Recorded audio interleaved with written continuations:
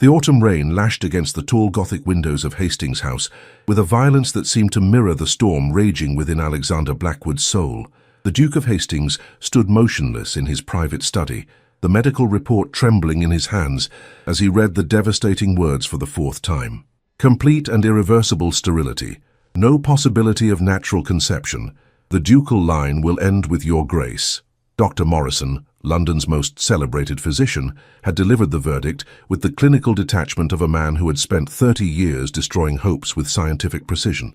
The examination had been thorough, the tests comprehensive, the conclusion inescapable. 7 years of marriage to the late Duchess Victoria had produced no children, and now Alexander understood why with brutal clarity. The riding accident when he was 16, the one that had left him unconscious for 3 days and fighting for his life for weeks afterward, had taken more than just his temporary health. The fever that had followed, reaching temperatures that the physicians had thought would surely kill him, had indeed killed something vital within him. His ability to continue the Hastings bloodline, a responsibility that had been drilled into him since childhood, was gone forever. Alexander moved to the massive oak desk that had served 5 generations of Hastings dukes, his fingers tracing the worn leather of the chair where his father had sat, and his grandfather before him, all men who had successfully produced heirs to carry on their legacy. The weight of being the first to fail pressed down upon him like a physical force. At 34, he was considered to be in his prime, wealthy beyond measure, influential in Parliament, respected by his peers, and still considered one of London's most eligible widowers despite his recent loss. What none of them knew was that beneath the facade of aristocratic perfection lay a man who was fundamentally broken in the most essential way possible. The irony was not lost on him that his vast estates, his political influence, his carefully cultivated reputation, all of it was meaningless if he could not produce an heir to inherit it. The Hastings dukedom, which had served the crown with distinction for over 3 centuries, would die with him. The title would pass to his dissolute cousin Reginald, a man whose greatest accomplishments involved gambling away his inheritance and maintaining a string of increasingly scandalous mistresses. Alexander poured himself a generous measure of brandy from the crystal decanter that had been a wedding gift from the Prince Regent, noting with bitter irony that he would likely be the last Hastings duke to drink from it. The amber liquid burned his throat, but it did nothing to ease the hollow ache in his chest where his hopes for the future had once resided. A soft knock at the study door interrupted his brooding. "Enter," he called, his voice carefully controlled despite the turmoil within. "Your Grace," his butler, Pemberton, announced with the formal dignity that had characterized his 30 years of service to the family. "Lady Ashford has arrived for tea. She is waiting in the blue drawing-room." Alexander's jaw tightened. Lady Ashford was his late wife's aunt, a formidable woman who had appointed herself the guardian of his social obligations since Victoria's death 18 months ago. She had been increasingly vocal about his need to remarry, to fulfill his duty to the dukedom by producing an heir, if only she knew how impossible that had become. "Tell Lady Ashford that I am indisposed," Alexander said, turning back to the window where the rain continued its relentless assault on the glass. "I'm afraid she was quite insistent, Your Grace. She mentioned that she has brought someone she wishes you to meet, a young lady of excellent family and considerable accomplishments. Another potential bride to parade before him, another innocent young woman who would expect him to provide her with children, another opportunity for him to fail in the most fundamental way a husband could fail." Alexander felt his hands clench into fists at his sides. "Very well," he said finally, knowing that postponing the inevitable would only make Lady Ashford more determined. "Tell her I will join her presently." As Pemberton withdrew, Alexander caught sight of his reflection in the window glass, a man in his prime, tall and broad-shouldered, with the dark hair and strong features that had marked the Hastings bloodline for generations. To look at him, no one would suspect the devastating truth that Dr. Morrison's examination had revealed. He appeared to be everything a woman could want in a husband, everything society expected from a duke. The cruel irony of his situation was that his body had betrayed him in the one way that mattered most. The blue drawing-room was Lady Ashford's favorite space in Hastings House, decorated in shades of sapphire and cream that complemented her silver hair and sharp blue eyes. She rose as Alexander entered, her movements still graceful despite her 70 years, and beside her stood a young woman who immediately caught his attention, not for her beauty, though she was undeniably lovely, but for the intelligence that shone in her green eyes and the quiet confidence in her bearing. "Alexander, my dear boy," Lady Ashford said, extending her hand for him to kiss in the continental fashion she had adopted during her youth in Paris. "You look dreadful. You have been brooding again, haven't you?" "Lady Ashford," Alexander replied, with the careful courtesy that had been bred into him since childhood, "you are as direct as ever." "At my age there is no time for subtlety," she replied briskly. "Now I want you to meet Miss Sophia Hartwell. Sophia, this is Alexander, the Duke of Hastings, though I suspect you have already deduced that from his air of aristocratic melancholy." Miss Hartwell curtsied with perfect grace, but when she rose her eyes met his directly, an unusual boldness in a young woman meeting a duke for the first time. "Your Grace," she said, her voice carrying a slight accent that suggested northern origins. "Lady Ashford has told me a great deal about you. All of it highly exaggerated, I'm sure," Alexander replied, studying her face more closely. There was something different about Miss Hartwell, something that set her apart from the usual parade of marriage-minded young ladies who had been thrust into his path since Victoria's death. She seemed genuinely interested in him as a person, rather than as a title and fortune. "On the contrary," Sophia replied with a slight smile that transformed her entire face. "She spoke of your work with the foundling hospitals, your efforts to improve conditions for the workers on your estates, your support for educational reform in Parliament. I found it all quite inspiring." Alexander felt a flutter of surprise. Most young ladies of his acquaintance were interested in his wealth, his position, his ability to provide them with a grand lifestyle. Few bothered to inquire about his political activities or charitable work. "Miss Hartwell is being modest," Lady Ashford interjected, settling back into her chair with obvious satisfaction. "She has been working with her father in his medical practice for the past 5 years. Dr. Hartwell has quite a reputation for unconventional approaches to healing." "Medical practice?" Alexander's interest was genuinely piqued now. "That is unusual for a young lady." "My father believes that healing is too important to be limited by conventional thinking," Sophia replied, her eyes brightening with enthusiasm. "He has taught me that the human body is capable of remarkable recovery when given the proper support and encouragement." "And what sort of support might that be?" "Proper nutrition, exercise, the reduction of stress and anxiety, but most importantly, hope." Sophia's voice grew more passionate as she spoke. "I have seen patients recover from conditions that other physicians deemed hopeless, simply because someone refused to give up on them." Alexander felt something stir in his chest, not quite hope, but a curiosity about this unusual young woman who spoke of medical miracles with such conviction. "You believe that hope can overcome medical certainty?" "I believe that medical certainty is often based on incomplete understanding," Sophia replied carefully. "The human body is far more complex than we realize, and factors that seem unrelated to a condition can sometimes play crucial roles in healing." Lady Ashford watched this exchange with obvious satisfaction, recognizing the spark of genuine interest in Alexander's eyes for the first time since Victoria's death. "Sophia's father has achieved some remarkable results with patients who had been given up for lost by conventional medicine," she added. "Perhaps you might find their approaches interesting." Alexander studied Sophia's face, noting the intelligence in her expression, the way she spoke of healing as if it were both art and science. "And what is your role in your father's practice, Miss Hartwell?" "I assist with patient care, maintain medical records and help develop treatment protocols," Sophia replied. "I have also studied extensively with physicians across Europe who specialize in complex cases." "Complex cases?" Sophia hesitated, clearly weighing how much to reveal. "Cases where conventional medicine has failed, where alternative approaches might offer hope." The conversation was interrupted by the arrival of tea, served by Alexander's staff, with the precision that marked all activities at Hastings House. As they settled into the comfortable ritual of afternoon refreshment, Alexander found himself studying Sophia more closely. She moved with quiet grace, spoke with thoughtful consideration, and seemed genuinely interested in the topics they discussed, rather than merely trying to impress him. "Tell me about your work with the foundling hospitals," Sophia said, as she accepted her cup of tea. "Lady Ashford mentioned that you have been instrumental in improving their medical care." Alexander felt himself relaxing slightly as he discussed a subject close to his heart. "The children in those institutions often receive inadequate medical attention. I have been working to establish better facilities to ensure that they have access to proper physicians and medicines." "And have you seen improvements in their health outcomes?" "Remarkable improvements," Alexander replied, warming to the topic. "When children receive proper care and attention, When they feel valued and supported, their capacity for recovery is extraordinary. Yes, exactly. Sophia's eyes lit up with shared understanding. Children are particularly responsive to what I call holistic healing, treatment that addresses not just physical symptoms, but emotional and psychological needs as well.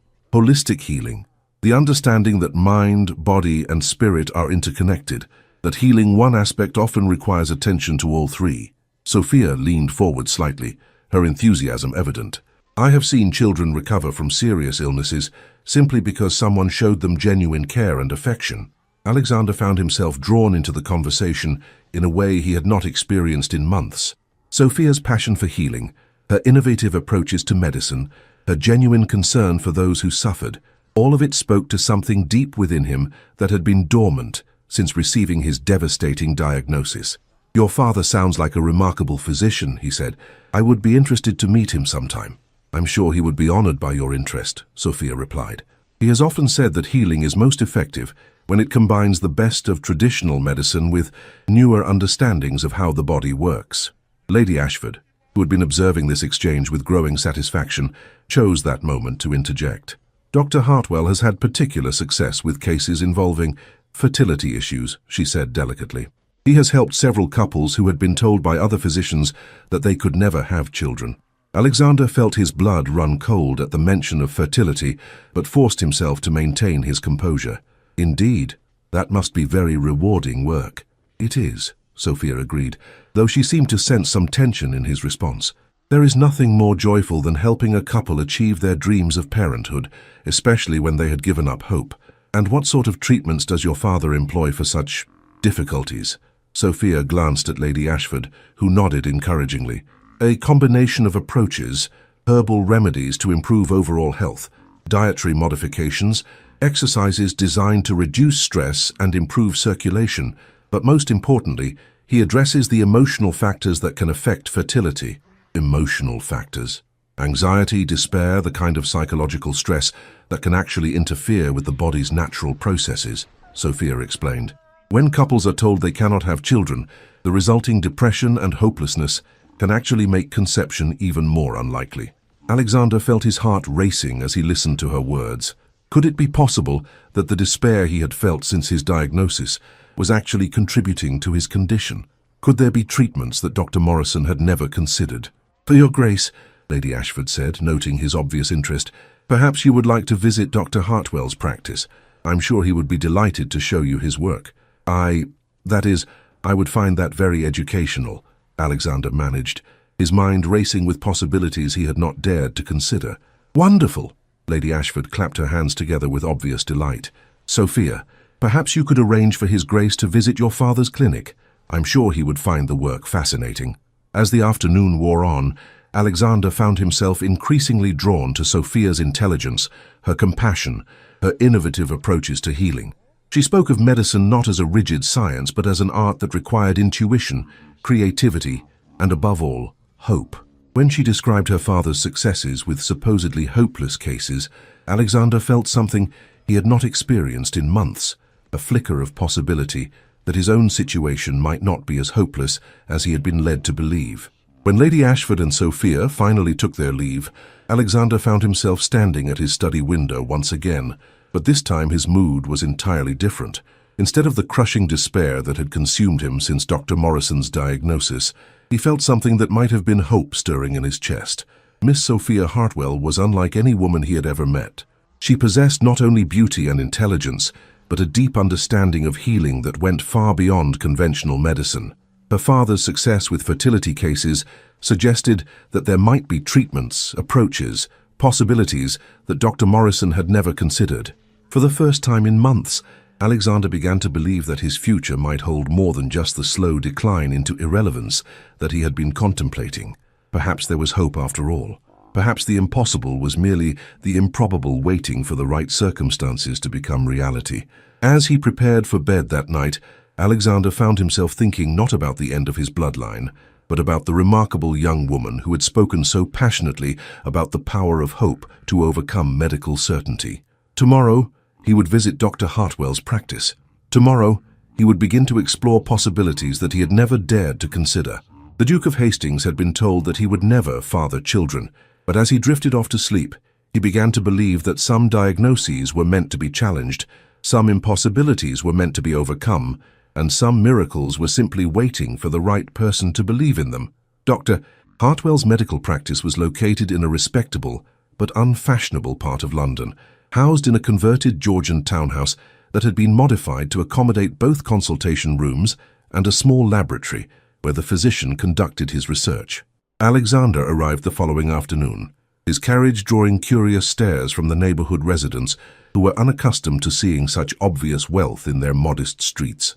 The interior of the practice was unlike any medical facility Alexander had ever seen. Instead of the sterile, intimidating atmosphere that characterized most physicians' offices, Dr. Hartwell had created an environment that felt more like a comfortable home than a clinical setting.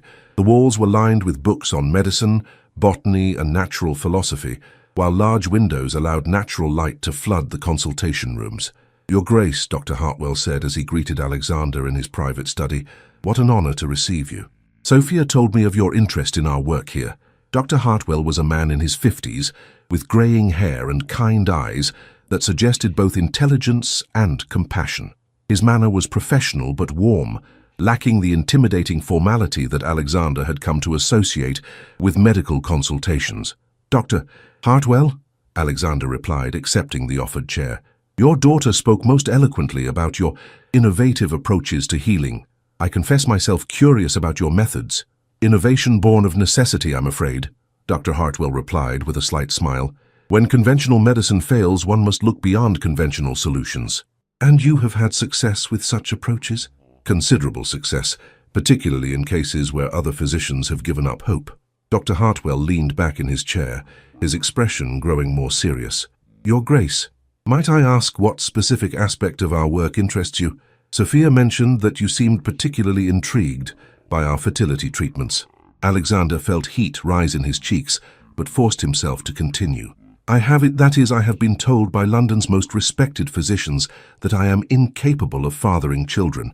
The diagnosis appears to be definitive." Dr. Hartwell's expression grew more attentive. "I see, and you are seeking a second opinion?"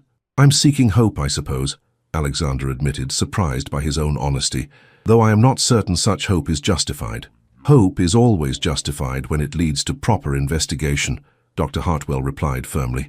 "Your Grace, would you be willing to tell me about your medical history, the circumstances that led to this diagnosis?" Alexander found himself recounting the details of his riding accident, the fever that had followed, the years of unsuccessful attempts to conceive with his late wife, and finally Dr. Morrison's devastating examination and conclusion. Dr. Hartwell listened without interruption, occasionally making notes, his expression growing more thoughtful as the story progressed. "Dr. Morrison is indeed a respected physician," Dr. Hartwell said when Alexander had finished, "but his approach tends to be rather narrow in scope. He focuses primarily on physical symptoms while ignoring the complex interplay of factors that can affect fertility." "What sort of factors?" "Psychological stress, for instance. The kind of anxiety and despair that often follows a traumatic injury can have profound effects on the body's reproductive functions. Dietary deficiencies, lack of proper exercise, even the quality of one's emotional relationships, all of these can impact fertility in ways that conventional medicine rarely considers." Alexander felt his pulse quicken. "Are you suggesting that my condition might be reversible?" "I am suggesting that your condition might not be as absolute as you have been led to believe," Dr. Hartwell replied carefully. "There are treatments, approaches, lifestyle modifications that have proven successful in cases similar to yours." "What sort of treatments?" Dr. Hartwell rose and moved to a cabinet filled with glass bottles and dried herbs. "A combination of herbal remedies designed to improve circulation and general health, dietary modifications to ensure optimal nutrition, specific exercises to reduce stress and improve vitality, but most importantly, the creation of an environment conducive to healing. An environment. Emotional support, the reduction of anxiety and despair, the kind of partnership that encourages rather than pressures." Dr. Hartwell returned to his seat, his expression serious. "Your Grace, fertility is not simply a mechanical process. It involves the whole person, mind, body, and spirit working in harmony." Alexander studied the physician's face, seeing conviction there, seeing a confidence that was both professional and deeply personal. And you believe these approaches could help someone in my situation? I believe they are worth attempting, Dr. Hartwell said firmly, but they would require commitment, patience, and a partner willing to support the process. The word partner hung in the air between them, carrying implications that Alexander was not quite ready to address directly. You mean marriage? I mean the right kind of marriage, Dr. Hartwell corrected. A partnership built on mutual support, understanding, and genuine affection. The kind of relationship that creates optimal conditions for healing. Alexander was quiet for a moment, processing the implications of what the physician was suggesting. Dr. Hartwell, are you saying that the right wife might be therapeutic? I am saying that the right partnership, combined with proper medical treatment, could indeed prove therapeutic, Dr. Hartwell replied.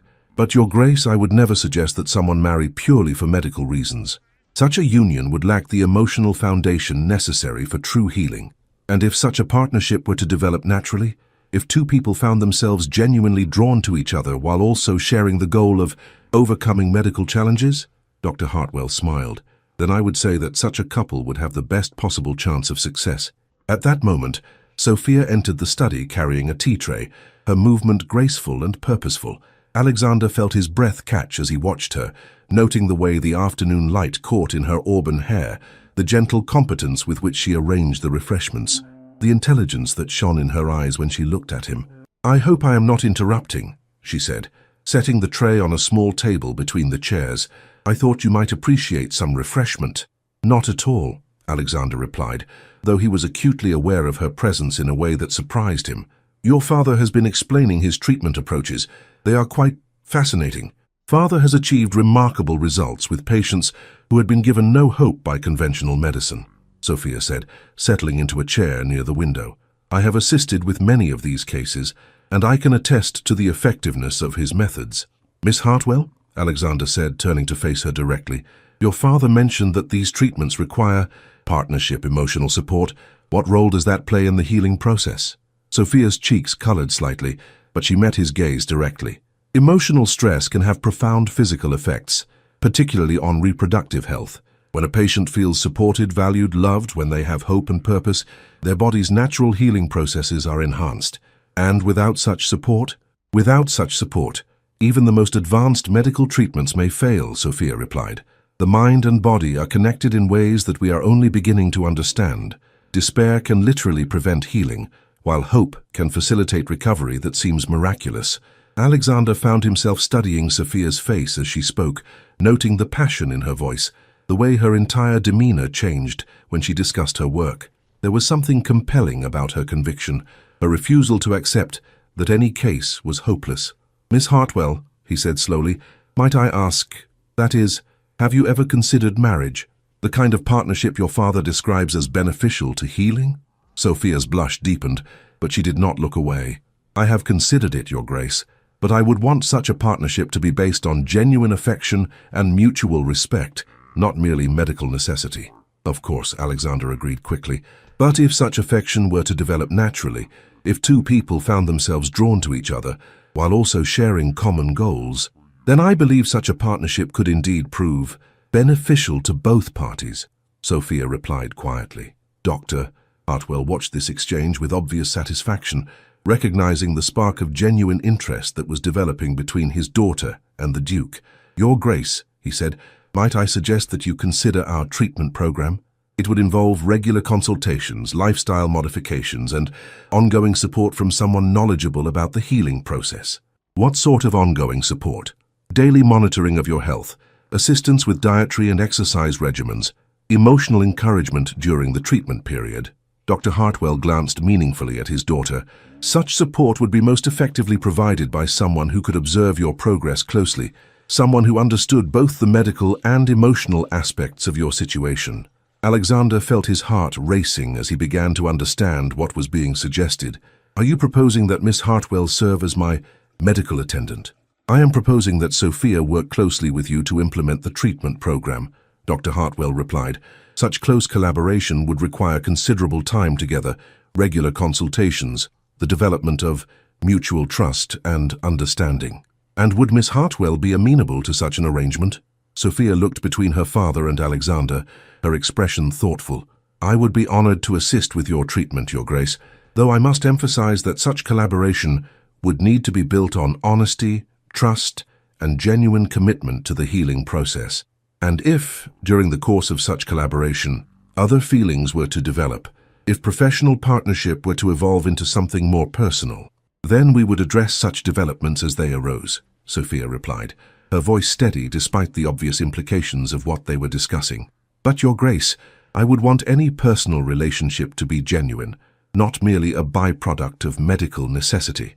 Alexander rose from his chair, moving to the window where he could look out at the busy street while processing the magnitude of what was being offered.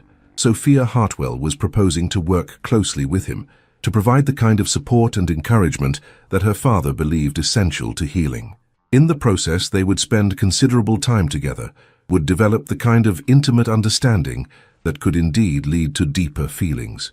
Miss Hartwell, he said, turning back to face her, I must ask you to consider carefully what you are offering. The treatment period could last months, perhaps longer. You would be committing considerable time and energy to a case that may ultimately prove unsuccessful. I would be committing myself to helping a good man overcome a challenge that has caused him great pain, Sophia replied firmly. That is not a burden, Your Grace, it is a privilege. And if society were to misinterpret our association, if people were to assume that our collaboration was motivated by factors other than medical necessity, then society would be revealing more about its own prejudices than about our character, Sophia said with quiet dignity. I have learned not to make important decisions based on the opinions of people who do not understand the situation. Alexander felt something shift in his chest as he looked at this remarkable young woman who was offering him hope when he had thought none existed. Sophia Hartwell was intelligent, compassionate, beautiful, and possessed of an inner strength that he found deeply attractive. If her father's treatments proved successful, if they were able to overcome his medical challenges, then perhaps... Very well, he said, his voice firm with decision. I accept your offer, Miss Hartwell. I place myself under your care, with the understanding that we will work together toward a goal that may prove impossible to achieve. Not impossible, Your Grace, Sophia corrected with a smile that transformed her entire face. Merely improbable. And I have considerable experience in making the improbable become reality. As Alexander prepared to leave Dr. Hartwell's practice, having arranged to begin treatments the following week, he felt a lightness in his chest that he had not experienced since receiving Dr. Morrison's devastating diagnosis. Sophia Hartwell had offered him more than just alternative medicine. She had offered him hope, partnership, and the possibility that his greatest failure might yet become his greatest triumph. The Duke of Hastings had been told that he would never father children. But as he looked back at the modest townhouse where Sophia stood watching his departure from the window, he began to believe that some diagnoses were meant to be challenged, some impossibilities were meant to be overcome, and some miracles were simply waiting for the right person to believe in them. For the first time in months, Alexander allowed himself to imagine a future that included not just duty and obligation, but love, partnership, and perhaps even the children he had thought forever beyond his reach. The treatment would be challenging, the outcome uncertain, but with Sophia Hartwell beside him, he was ready to fight for the impossible. The treatment program began in earnest the following Monday, with Sophia arriving at Hastings House each morning to oversee Alexander's new regimen. She had insisted on conducting the treatments at his residence rather than her father's practice, arguing that the familiar environment would be more conducive to the kind of emotional healing that was essential to their success. Alexander had been skeptical of this arrangement initially, concerned about the propriety of having an unmarried young woman spend so much time in his home. But Sophia had addressed his concerns with characteristic directness, pointing out that Lady Ashford would serve as an informal chaperone and that the medical nature of their association provided adequate justification for their collaboration. Your Grace, Sophia said as she reviewed his dietary requirements over breakfast on the first morning, I must emphasize that this program will require significant changes to your daily routine. The herbal preparations must be taken at specific times, the exercises performed regularly, and the dietary modifications followed precisely. Alexander studied the detailed schedule she had prepared, noting the complexity of the regimen she had designed. You have given this considerable thought. I have adapted the program specifically for your situation, Sophia replied, her manner professional but warm. Each element is designed to address different aspects of the healing process, physical, emotional, and spiritual. Spiritual? The belief that healing is possible, the hope that sustains us through difficult periods, the faith that our bodies can overcome seemingly insurmountable challenges. Sophia's eyes met his across the breakfast table. Without spiritual healing, physical treatments often fail. And you believe I possess such spiritual resources? I believe you are a man who has faced adversity before and overcome it, Sophia replied firmly. The riding accident that you survived as a young man, the fever that nearly killed you, these experiences prove that your body is capable of remarkable recovery when given proper support. Alexander felt a flutter of something that might have been hope. You see my past illnesses as evidence of strength rather than weakness. I see them as proof that you are a survivor, that your body knows how to heal itself when given the right conditions. Sophia leaned forward slightly, her expression intense with conviction. Your Grace, the human body is far more resilient than most people realize. What appears to be permanent damage is often simply the result of inadequate treatment or insufficient time for healing. As the days passed, Alexander found himself looking forward to Sophia's morning visits with an anticipation that went beyond mere medical necessity. She brought with her an energy and optimism that seemed to fill the vast rooms of Hastings House with new life. Her presence transformed his daily routine from a series of lonely obligations into a collaborative effort toward a shared goal. The herbal preparations are beginning to show effect, Sophia observed during their second week of treatment, noting improvements in his color and energy levels. Your circulation is improving, and the stress indicators I have been monitoring are showing marked improvement. I feel different, Alexander admitted. Stronger, more vital than I have in years. The body responds quickly to proper nutrition and care, Sophia explained, making notes in the detailed journal she maintained of his progress. But the more significant changes, the ones that affect fertility, those take longer to manifest. How much longer? Sophia hesitated, clearly reluctant to raise expectations too high. These things vary considerably from patient to patient. Some men show improvement within a few months, others require a year or more of treatment, and some never improve at all. Some choose to give up before the treatment has had adequate time to work, Sophia corrected gently. Your Grace, healing requires patience as much as medicine. We must trust the process and allow your body the time it needs to recover. As the weeks progressed, their relationship began to evolve beyond the purely medical. Alexander found himself sharing details of his life that he had never discussed with anyone. His fears about failing his family's legacy, his loneliness since Victoria's death, his struggle to find meaning in a life that seemed increasingly empty of purpose. Sophia, in turn, spoke of her own challenges. The difficulty of being a woman in a field dominated by men, her frustration with conventional medicine's limitations, her dreams of establishing a practice that could help couples who had been told their cases were hopeless. You speak of your work with such passion, Alexander observed one morning as they walked together through the gardens of Hastings House, a daily exercise that Sophia had prescribed for both physical and emotional benefits. Have you never considered marriage yourself? The conventional path that society expects of women? Sophia was quiet for a moment, her gaze focused on the roses that were beginning to bloom in the spring sunshine. I have considered it, of course, but I have never met a man who understood that marriage should be a partnership of equals, not a relationship where one person subordinates their dreams to the other's expectations. And what would such a partnership look like? Mutual respect, shared goals, the kind of emotional support that allows both people to become better than they could be alone. Sophia glanced at him with a slight smile. Rather like what we are attempting to achieve with your treatment, actually. Alexander felt his pulse quicken at the implication in her words. Are you suggesting that our collaboration has elements of the kind of partnership you describe? I am suggesting that we have developed a relationship based on trust, mutual support, and shared commitment to a common goal, Sophia replied carefully. Whether such a relationship could evolve into something more personal would depend on various factors, such as genuine affection, compatible temperaments, the kind of emotional connection that transcends professional necessity. Sophia stopped walking and turned to face him directly. Your Grace, I must ask, do you see our association purely in medical terms, or have you begun to, that is, do you find yourself developing feelings that go beyond gratitude for my assistance? The directness of her question caught Alexander off guard, but he found himself wanting to answer honestly. Miss Hartwell, I would be lying if I said my feelings for you were purely professional. You have brought light into my life at a time when I had resigned myself to darkness. You have given me hope when I thought none existed. You have shown me what it means to have a true partner, someone who sees possibilities where others see only limitations. And I have found in you a man who values my mind, as well as my medical knowledge, who treats me as an equal rather than a subordinate, who has shown me what marriage could be if it were based on mutual respect rather than mere social obligation. Sophia's voice grew softer, more intimate. Alexander, what we have built together, this collaboration, this partnership, it has become precious to me in ways that have nothing to do with medicine.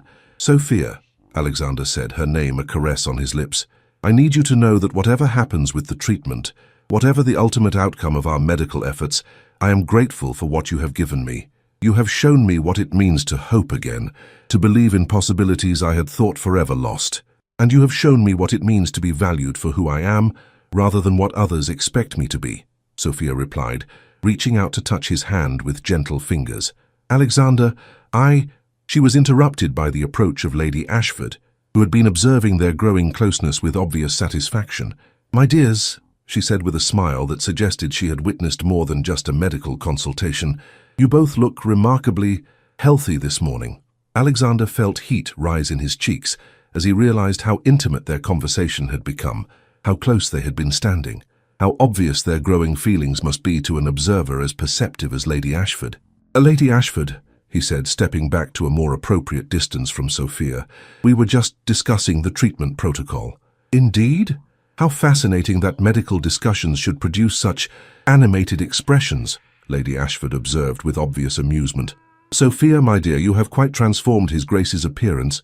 He looks positively rejuvenated. The treatments are showing encouraging results, Sophia replied, her professional manner returning despite the blush that colored her cheeks. His Grace's general health has improved markedly. I can see that, Lady Ashford said meaningfully. And what of the specific goals of the treatment? Are there signs of progress in that area as well? Sophia hesitated, clearly uncomfortable discussing such intimate medical details in a social setting. It is still too early to determine the full effectiveness of the program. These things take time. Of course they do, Lady Ashford agreed, though I must say the emotional improvements are quite evident. Alexander, you seem more alive than you have since Victoria's death. Alexander felt the truth of her words resonate in his chest. He did feel more alive, more hopeful, more engaged with life than he had in months. But was it the medical treatment that had produced this change, or was it Sophia herself, her presence, her encouragement, her growing place in his heart? Miss Hartwell has been most encouraging, he said carefully. Indeed she has. And I suspect the encouragement has been mutual, Lady Ashford observed with a knowing look. My dears, I hope you realize that what you have built together, this partnership, this collaboration, it is quite remarkable to witness. Lady Ashford, Sophia said, her voice carrying a note of warning, we must be careful not to. That is, our association is primarily medical in nature. Is it indeed? Because from where I stand, it appears to be something far more significant than mere medical treatment. Lady Ashford's expression grew more serious. Sophia, my dear, you have given Alexander something that no physician has been able to provide. Hope, purpose, the belief that his future holds possibilities beyond mere duty and obligation. And Alexander has given me something equally valuable, Sophia replied quietly. The opportunity to practice medicine in partnership with someone who values my knowledge and trusts my judgment, who sees me as more than just a physician's daughter with unconventional ideas. Then perhaps, Lady Ashford suggested with obvious satisfaction, it is time to consider making this partnership permanent. Alexander felt his heart race at the suggestion, even as his mind catalogued all the reasons why such a union would be complicated. Lady Ashford, while I have the greatest respect and affection for Miss Hartwell, we must consider the practical aspects of such a decision. What practical aspects? The difference in our social positions, the potential scandal of a duke marrying a physician's daughter, the possibility that the treatment may ultimately prove unsuccessful. Alexander's voice grew more troubled as he spoke. If I cannot give Sophia children, if the medical goals of our partnership cannot be achieved, then I would be asking her to sacrifice her own chances for motherhood. And if the treatment is successful, Lady Ashford asked, if you are able to overcome the medical challenges that have prevented you from having children, then we would face different challenges, Alexander replied honestly.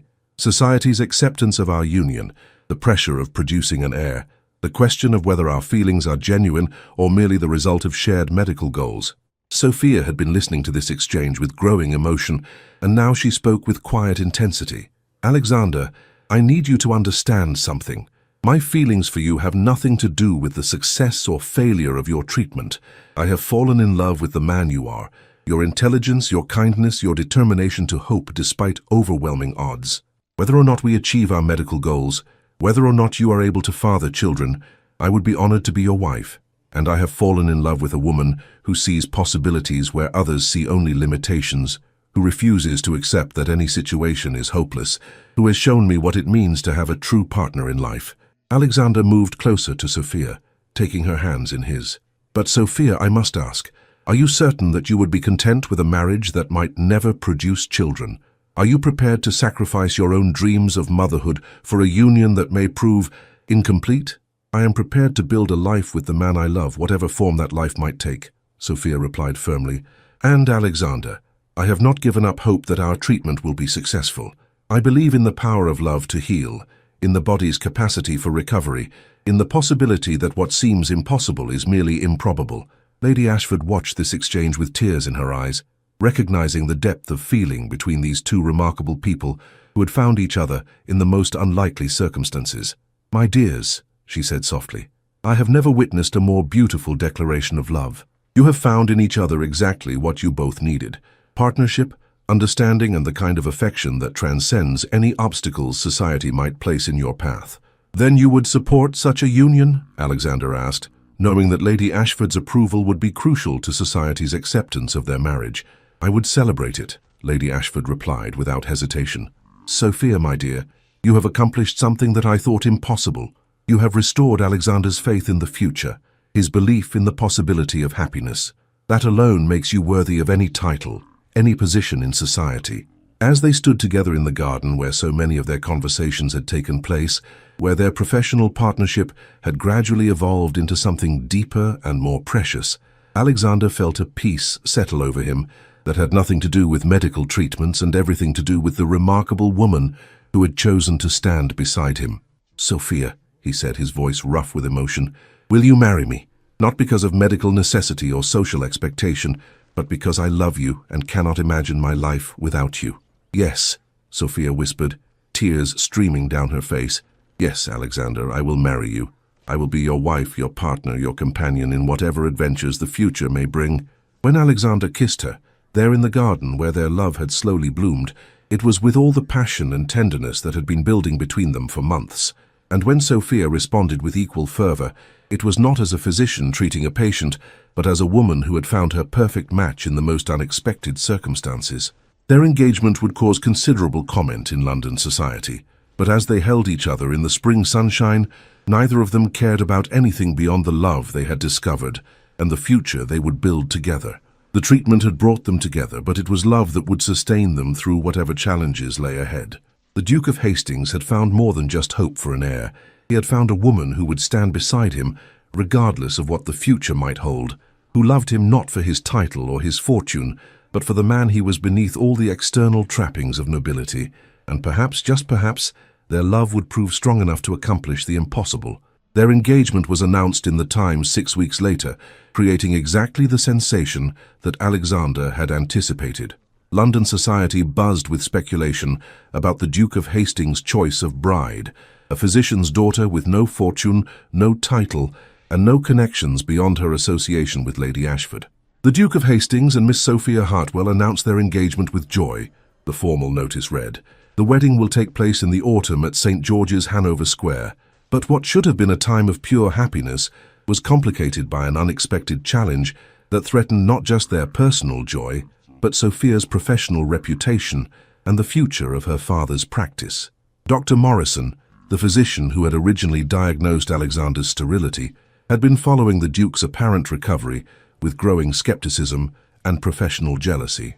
The idea that an untrained woman using folk medicine could succeed where London's most respected physician had failed was more than his pride could bear. "I must say, Your Grace," Dr. Morrison announced, during what was supposed to be a routine social encounter at White's Gentlemen's Club, "your engagement has caused quite a stir in medical circles." Alexander felt his jaw tighten at the physician's tone, which carried implications that made his blood run cold. "Indeed? In what way?" Well, one cannot help but wonder about the circumstances that led to your apparent recovery, Dr. Morrison continued with the clinical detachment that made his insinuations all the more insulting. My diagnosis was thorough and definitive. For such a dramatic improvement to occur suggests either a miraculous intervention or alternative explanations that must be considered. What sort of alternative explanations? Dr. Morrison's smile was cold and calculating. Your Grace, I have made discreet inquiries about Miss Hartwell's methods. What I have discovered raises serious questions about both her qualifications and her ethics. Alexander felt rage building in his chest, but forced himself to maintain his composure. I find your implications offensive, Doctor. I speak only from professional concern, Dr. Morrison replied smoothly. Miss Hartwell has been treating you for months, spending considerable time alone with you, developing what appears to be an intimate relationship.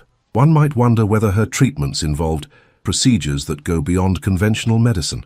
The accusation was clear, and Alexander felt his hands clench into fists as he realized what the man was suggesting.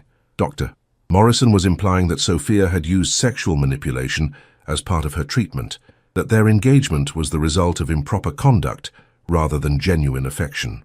Dr. Morrison, Alexander said, his voice deadly quiet, you will retract those implications immediately, or you will answer to me personally. I make no accusations, Your Grace. I merely observe that Miss Hartwell's methods appear to be unconventional, and that her success rate with male patients is remarkably high. One might question whether her treatments address medical conditions or other needs entirely. Before Alexander could respond to this outrageous suggestion, they were interrupted by the arrival of Lord Pemberton, whose expression suggested he had overheard enough of the conversation to understand its nature. Morrison, Lord Pemberton said with obvious distaste, I believe you have overstepped the bounds of professional discourse into the realm of personal insult.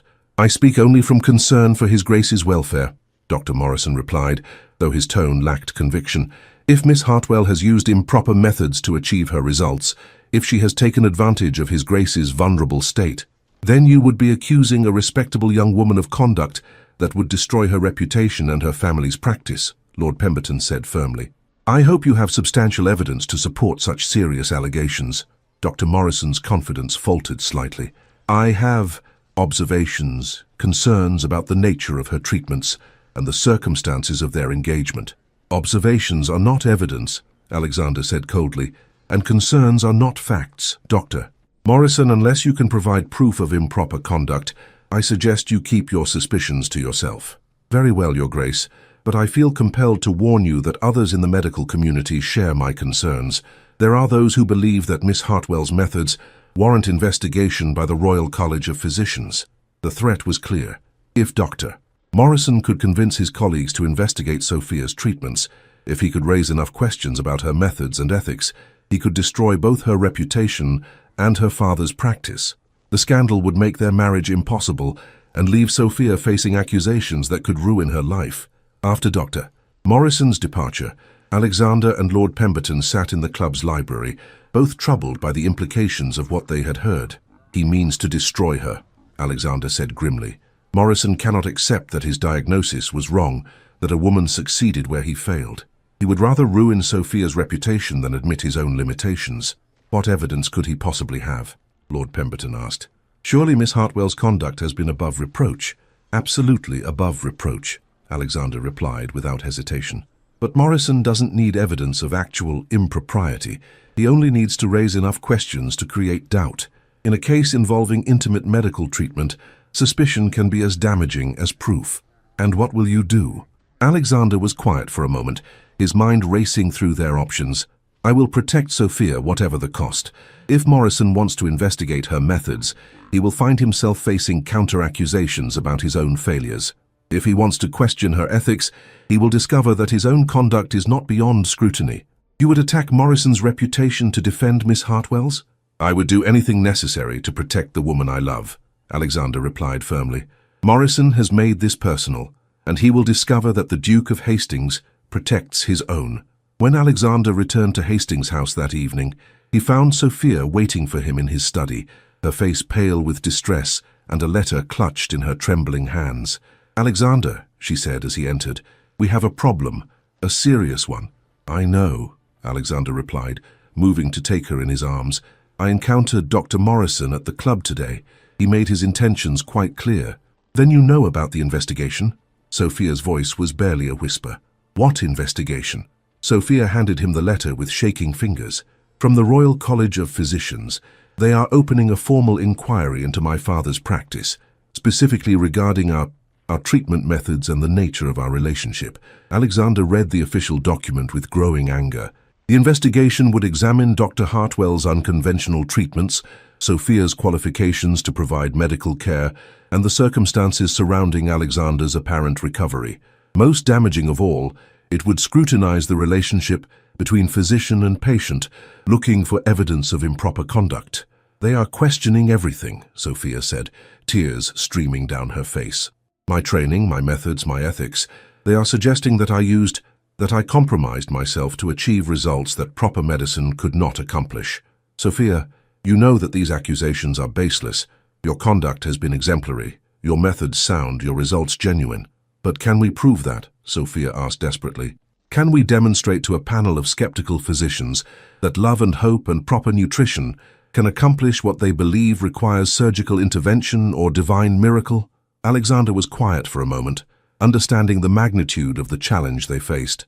The medical establishment was not just questioning Sophia's methods, they were challenging the very foundation of her approach to healing, the belief that emotional and spiritual factors could affect physical health. "Sophia," he said finally, "there is something I need to tell you, something that might change how you feel about our engagement, about the risks you are taking by associating with me." "What do you mean?" Alexander moved to his desk, withdrawing a document he had hoped never to show her. "I received this yesterday, before Dr. Morrison's confrontation. It is from my cousin Reginald, who stands to inherit the dukedom if I die without an heir." Sophia read the letter with growing alarm. Reginald was threatening to challenge Alexander's marriage if it proceeded, claiming that the Duke was not of sound mind, that he had been manipulated by an unscrupulous woman who had taken advantage of his vulnerable state.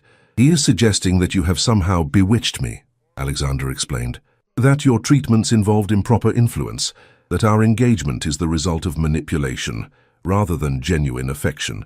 And if he succeeds in this challenge, our marriage would be declared invalid, you would be branded as a fortune hunter or worse, and I would be placed under the guardianship of the courts until my mental competency could be established." Alexander's voice was grim with the implications. "Sophia, I cannot ask you to face such risks. If you wish to withdraw from our engagement, if you want to protect yourself and your family from this scandal—" "Alexander," Sophia interrupted, her voice growing stronger despite her tears, "do you truly believe that I would abandon you now? Do you think so little of my character that you imagine I would flee at the first sign of difficulty? I think so much of your character that I cannot bear to see it destroyed by association with me," Alexander replied. "Sophia, these people will stop at nothing to discredit you. They will examine every moment we have spent together, every conversation, every touch. They will twist our love into something sordid and calculating. Then we must be prepared to defend our love with the same determination we brought to your treatment," Sophia said firmly. "Alexander, what we have accomplished together, your recovery, our partnership, the love we have built, it is real, it is genuine, it is worth fighting for. Even if the fight destroys everything we have worked to build." "Especially then," Sophia replied, moving to stand beside his chair, "because if we surrender now, if we allow fear to dictate our choices, then we will have proven their accusations correct. We will have shown that our love was not strong enough to withstand challenge, that our commitment was conditional on social approval." Alexander looked up at this remarkable woman, who had given him hope when he had none, who had loved him when he thought himself unlovable, who was now prepared to fight the entire medical establishment to defend their relationship. "Sophia," he said, rising to take her in his arms, "are you certain? Are you prepared for what this battle will cost us?" "I am prepared to stand beside the man I love, whatever the consequences," Sophia replied without hesitation. "Alexander, we have already achieved one miracle together. Perhaps it is time to work on another." The investigation began 3 weeks later, conducted in the austere chambers of the Royal College of Physicians, with all the formality of a criminal trial. Dr. Morrison had assembled an impressive array of colleagues to question Sophia's methods, her qualifications, and most damagingly, her relationship with her most prominent patient. Miss Hartwell, the lead investigator, Dr. Whitmore began with the cold precision of a man accustomed to destroying reputations. "You claim to have achieved a medical recovery that London's most respected physicians deemed impossible. How do you explain this miraculous result?" Sophia sat in the witness chair with quiet dignity, her father beside her as moral support, Alexander in the gallery, watching with barely controlled tension. "I explain it through proper treatment, comprehensive care, and the understanding that healing involves more than just physical intervention." "And what sort of comprehensive care did you provide to His Grace?" The question carried obvious implications, and Sophia felt heat rise in her cheeks, even as she maintained her composure. Herbal remedies to improve circulation and general health, dietary modifications to ensure optimal nutrition, exercise regimens to reduce stress and improve vitality, and emotional support to address the psychological factors that can affect fertility. "Emotional support," Dr. Whitmore repeated with obvious skepticism. "And how exactly did you provide such support to a man you barely knew?" "Through regular consultations, careful monitoring of his progress, and the development of the trust necessary for effective treatment," Sophia replied firmly. "His Grace needed to believe that recovery was possible, that his situation was not hopeless. Hope, Dr. Whitmore, is a powerful medicine." "Hope," Dr. Morrison interjected from his position among the investigators, "or manipulation. Miss Hartwell, is it not true that you spent considerable time alone with His Grace, that you developed an intimate relationship that went far beyond conventional medical treatment?" "I developed a professional relationship based on mutual respect and shared commitment to his recovery," Sophia replied, though she could feel the trap closing around her. "If that relationship eventually evolved into personal affection, it was a natural consequence of working closely together toward a common goal." "A natural consequence," Dr. Whitmore mused, "or a calculated strategy. Miss Hartwell, you are an unmarried woman with no formal medical training, no official qualifications, no established practice. His Grace is one of England's wealthiest and most influential peers. One might wonder whether your treatment was designed to achieve medical results or other objectives." The accusation hung in the air like a sword waiting to fall. Sophia felt the weight of dozens of eyes upon her, assessing her character, her motives, her worthiness to be associated with a duke. But when she looked up at Alexander in the gallery, seeing the love and support in his expression, she found the strength to continue. "Dr. Whitmore," she said quietly, "I understand that my methods may seem unconventional to physicians trained in traditional approaches. I understand that my success where others failed may be difficult to accept. But I will not allow you to transform a genuine medical achievement into something sordid and calculating." "Then explain to us how you accomplished what Dr. Morrison deemed impossible." Sophia rose from her chair, moving to a table where she had arranged the detailed records of Alexander's treatment. "Because Dr.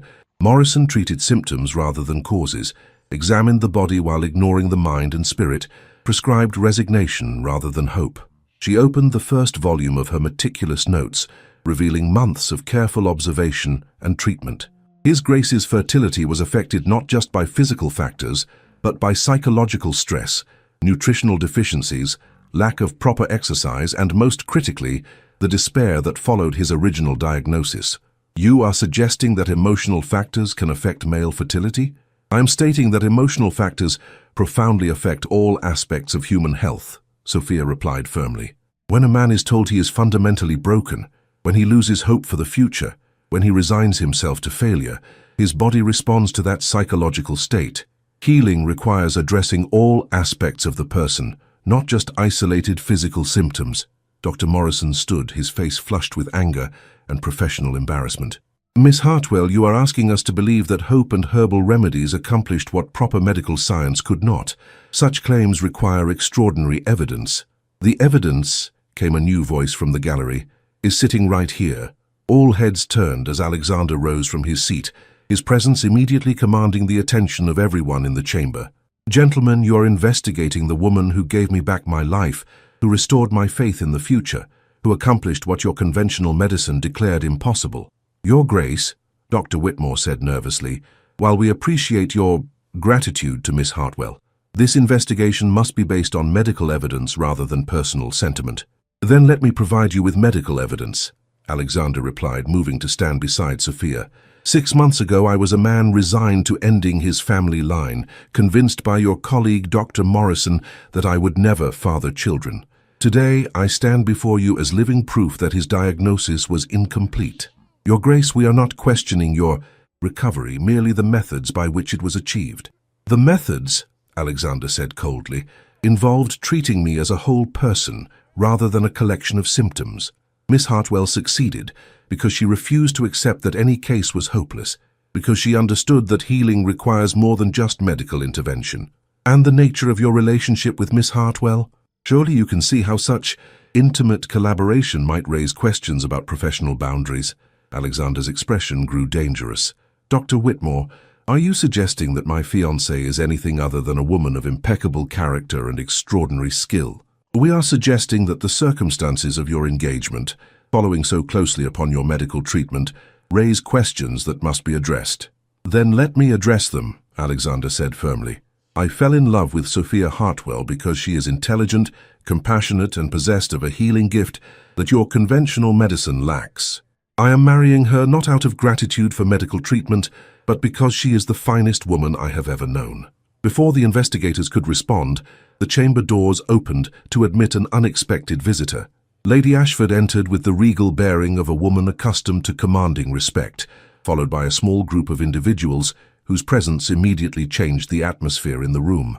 Gentlemen, Lady Ashford announced, I believe you are conducting this investigation without all the relevant evidence. Lady Ashford, Dr. Whitmore said nervously, this is a closed medical inquiry, which concerns the reputation of a young woman under my protection. Lady Ashford interrupted smoothly. I have brought witnesses who can speak to Miss Hartwell's character and methods. The witnesses she had assembled were impressive. 3 couples who had been treated successfully by Dr. Hartwell and Sophia after being told by other physicians that they could never have children. A respected midwife who could attest to Sophia's medical knowledge, and most surprisingly, Dr. Elizabeth Garrett Anderson, one of the few women licensed to practice medicine in England. Dr. Anderson, Lady Ashford said, perhaps you could explain to these gentlemen why Miss Hartwell's methods represent advancement rather than quackery. Dr. Anderson stepped forward with the confidence of a woman who had fought her own battles against medical prejudice. Gentlemen, I have reviewed Miss Hartwell's treatment protocols and patient records. Her approach represents exactly the kind of comprehensive care that modern medicine should embrace. Treatment that addresses psychological and emotional factors alongside physical symptoms. But her lack of formal training, Dr. Morrison began, is irrelevant compared to her results, Dr. Anderson interrupted. Miss Hartwell has achieved success rates that exceed those of conventionally trained physicians. Her methods are sound, her ethics impeccable, and her results speak for themselves. One by one, the couples Lady Ashford had brought testified to Sophia's skill and character. They spoke of her compassion, her dedication, her refusal to give up hope even in the most challenging cases. Most importantly, they provided living proof that her methods worked. Healthy children who existed, because Sophia had refused to accept that their conception was impossible. As the testimony continued, the investigators' confidence began to waver. What had seemed like a clear case of professional misconduct was revealing itself to be something far more complex, a challenge to conventional medical thinking that they were not prepared to address. Miss Hartwell, Dr. Whitmore said finally, in light of this additional evidence, we are prepared to conclude this investigation with a formal censure for practicing without proper credentials, but no finding of professional misconduct. That is unacceptable, Alexander said before Sophia could respond. Miss Hartwell has committed no crime other than succeeding where you failed. If anyone should be censured, it is the physicians who condemned patients to hopelessness rather than exploring alternative treatments. Your Grace, we cannot simply ignore the question of proper medical training. Then provide her with proper medical training, Lady Ashford suggested smoothly. Offer Miss Hartwell the opportunity to formalize her education, to study with the finest physicians in Europe, to develop her methods within the framework of established medicine. Dr. Anderson nodded approvingly. An excellent suggestion. Miss Hartwell's intuitive understanding of healing, combined with formal medical education, could revolutionize our approach to fertility treatment. The investigators looked at each other uncertainly, recognizing that they had been outmaneuvered by forces more powerful than their professional prejudices. To condemn Sophia now would be to challenge not just her methods, but the testimony of respected witnesses and the support of influential patrons. Very well, Dr. Whitmore said finally. This investigation is concluded with no finding of misconduct. Miss Hartwell, you are free to continue your child practice, though we strongly encourage you to pursue formal medical training. As the chamber emptied and the investigators departed in defeat, Alexander took Sophia in his arms, holding her close as the tension of the past weeks finally began to dissipate. "It's over," he whispered against her hair. "They cannot touch us now." "No," Sophia replied, her voice strong despite her tears of relief. "It's just beginning. We have proven that love can overcome any obstacle, that hope is stronger than prejudice, that some miracles are simply waiting for the right people to believe in them." 6 months later, they were married in a ceremony that celebrated not just their love, but their triumph over those who had tried to destroy them. The church was filled with patients whose lives had been changed by Sophia's care, physicians who had come to respect her methods, and society figures who had chosen to support love over convention. But the greatest miracle was yet to come. As they stood at the altar exchanging vows, Sophia carried within her the proof of everything they had fought to defend, the child that would be born 7 months later, followed by his twin sister just minutes afterward. The Duke of Hastings had been told it was impossible to have an heir, but love had made him the father of twins, and in doing so had proven that the greatest healing came not from medicine, but from hope, that the most profound miracles were achieved not through science but through faith, and that the impossible was simply another word for the wonderful things that happened when two people refused to give up on each other. Their love story became legend in London society, repeated in drawing rooms and medical colleges as proof that some diagnoses were meant to be challenged, some impossibilities were meant to be overcome, and some miracles were simply waiting for someone brave enough to believe in them. The sterile Duke of Hastings had found more than just an heir. He had found a love that transformed not just his life, but the very understanding of what healing could accomplish when guided by hope, supported by partnership, and blessed by the kind of love that refused to accept limitations. If this tale of medical miracles, unwavering hope and love that defied all odds touched your heart, please give this video a like and subscribe to our channel for more inspiring historical romances. Share your thoughts in the comments below. Would you have believed in the impossible? Could you have maintained hope when all medical evidence suggested otherwise? Your engagement helps us bring you more stories, where love conquers all obstacles and proves that miracles are simply possibilities waiting for the right circumstances. Thank you for joining us in the halls of Hastings House, and until our next romantic tale unfolds, remember that sometimes the most beautiful things in life come to those who refuse to accept that anything is truly impossible.